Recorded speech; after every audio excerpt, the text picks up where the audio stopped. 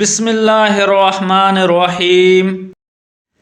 حضرت زید بن ارقم رضی اللہ تعالیٰ عنہ فرماتے ہیں کہ حضرت ابو بکر صدیق رضی اللہ تعالیٰ عنہ کا ایک غلام تھا جو مقررہ مقدار میں کما کر انہیں دیا کرتا تھا۔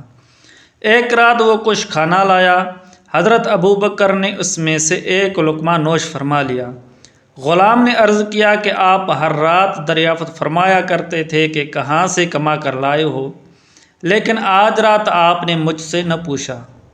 آپ نے فرمایا بھوک کی شدت کی وجہ سے نہ پوچھ سکا، اب بتاؤ یہ کھانا کہاں سے لائے ہو؟ اس نے کہا میں زمانہ جاہلیت میں ایک قوم کے پاس سے گزرا تھا اور میں نے ان کے ایک بیمار پر دم کیا تھا، انہوں نے مجھے کچھ دینے کا وعدہ کیا تھا۔ آج میرا گزر ادھر کو ہوا تو ان کے ہاں شادی ہو رہی تھی، انہوں نے مجھے یہ دیا۔ حضرت ابو بکر نے فرمایا تم تو مجھے ہلاک کرنے لگے تھے۔ اس کے بعد حلق میں انگلی ڈال کر قے کرنے کی کوشش کی، مگر ایک لقمہ اور وہ بھی بھوک کی شدت میں کھایا گیا نہ نکلا۔ کسی نے عرض کیا پانی سے ہی قے ہو سکتی ہے۔ انہوں نے پانی کا بہت بڑا پیالہ منگوایا اور پانی پی پی کر قے فرماتے رہے یہاں تک کہ مشکل سے وہ لقمہ نکالا۔